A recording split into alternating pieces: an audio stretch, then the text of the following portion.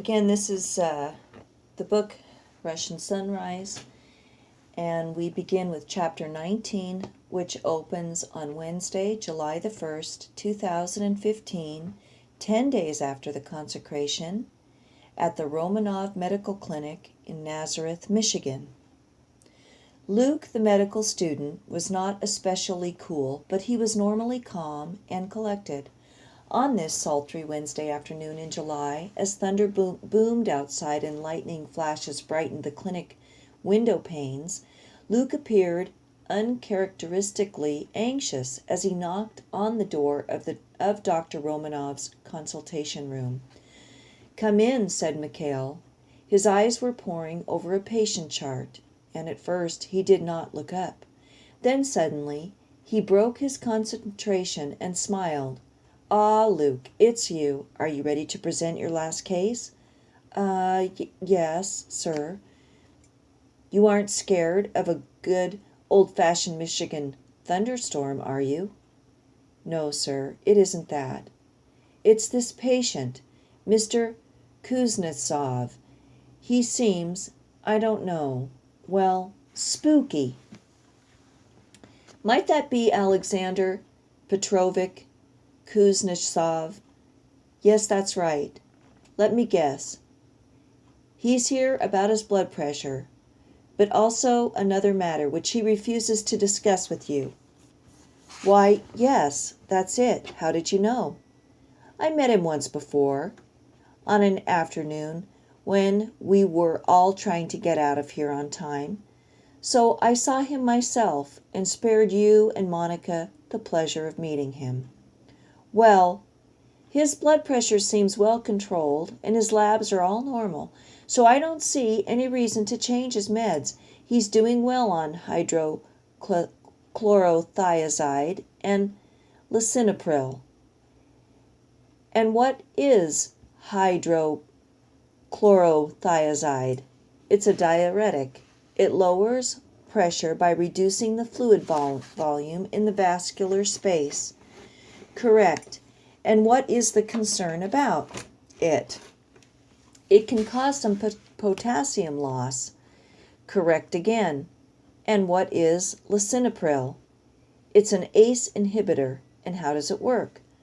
"Well, the kidneys secrete renin, an enzyme which converts angiotensinogen into angiotensin 1.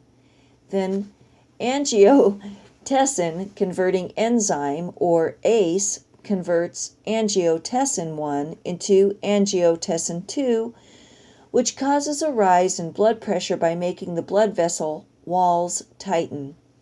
An ACE inhibitor, such as lisinopril, blocks the ACE so that angiotensin 1 is not converted into the more active angiotensin 2. "Okay, good. Any other benefits?" "Yes, lisinopril protects the kidneys against the progression of diabetic nephropathy, and it prevents the ventricular remodeling of the heart, which can lead to congestive heart failure." "Right again. Any usual side effects?" "Orthostatic hypotension, urinary urgency, and a dry cough are common complaints." "Excellent, Luke. Why don't you give Mr. Kuznetsov a refill and send him on his way?" "He won't leave until he sees you." "Okay, let's go." He told me not to come back in the room with you. He wants to see you alone." "But why? I still have 20 days left." "What?" "Oh, nothing. I'm just muttering to myself. I'll finish him up, and you can take off early today." The thunderstorm which had been brewing finally unleashed its sudden fury. Rain mixed with intermittent hail pounded on the clinic roof, and the wind howled around the corners of the building, blending with the thunder and lightning, which were now almost continuous.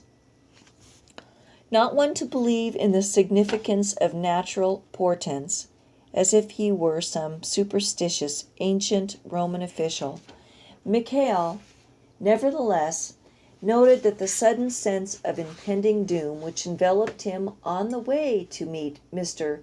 Kuznetsov was entirely consonant with the wild, uncontrollable weather outside.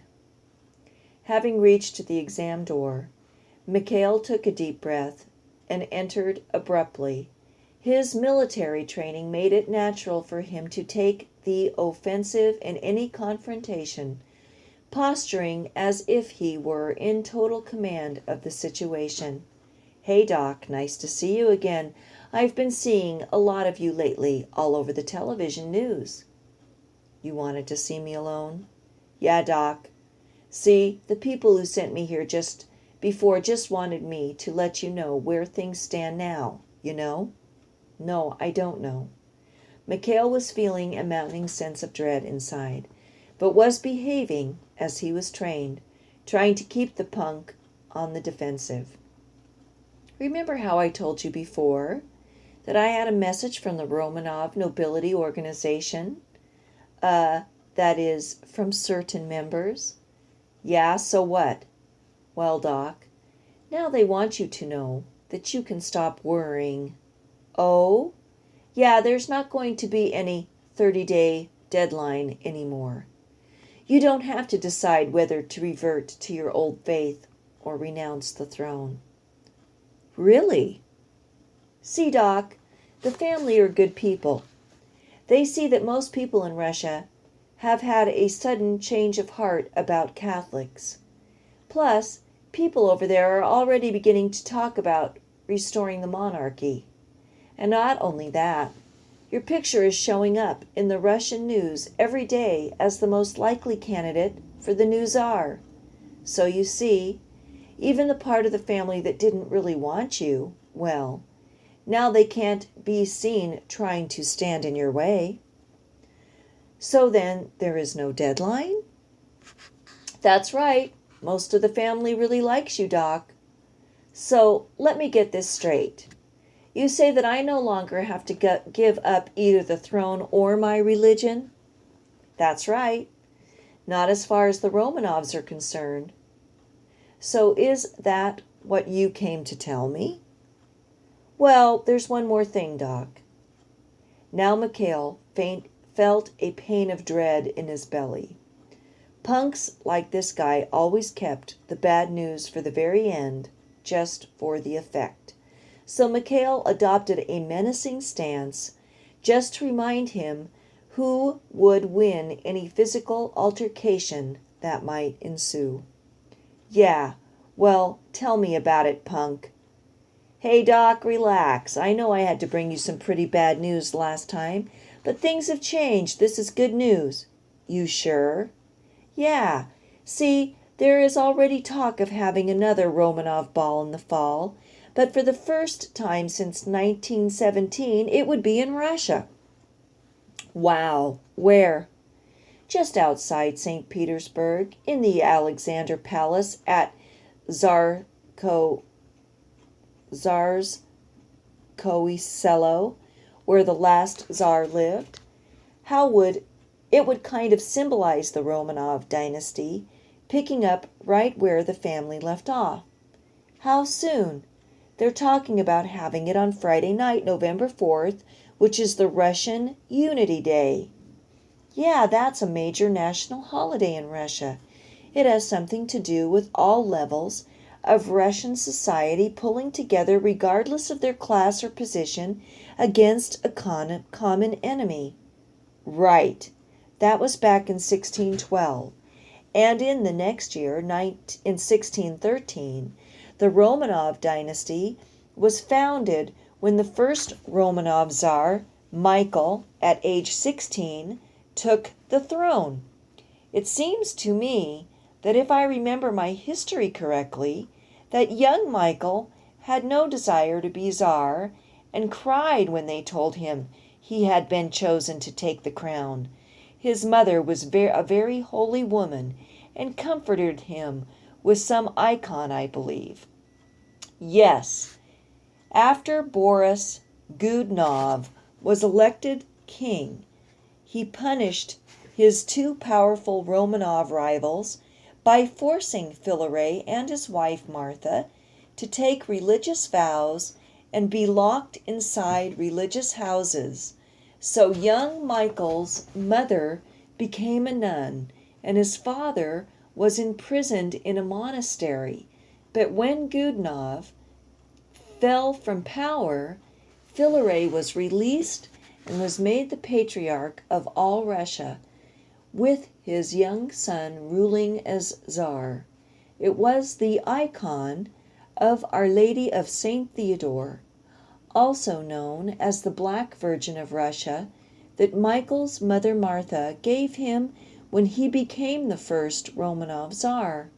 So that icon became the patroness of the Romanov dynasty.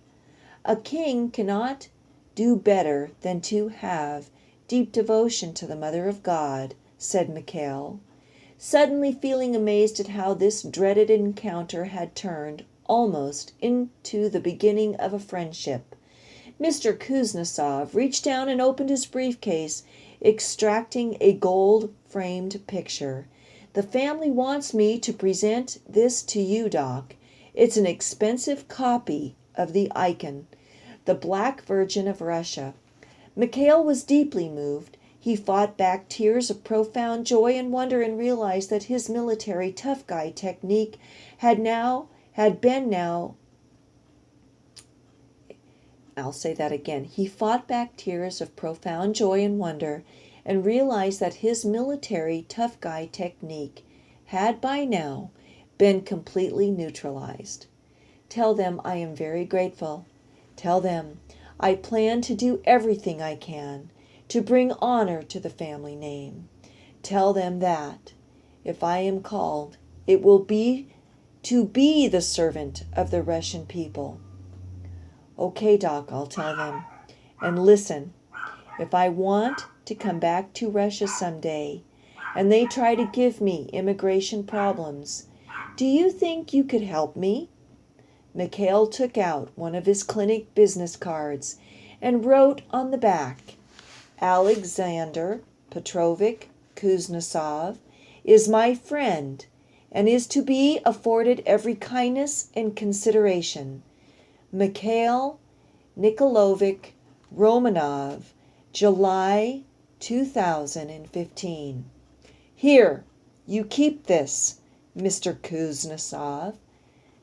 Who knows, perhaps one day it will be of some use to you, and may even be worth a bit more than the paper on which it is printed." And that ends this chapter, and we will begin again on the next YouTube. Thanks for listening. Bye-bye.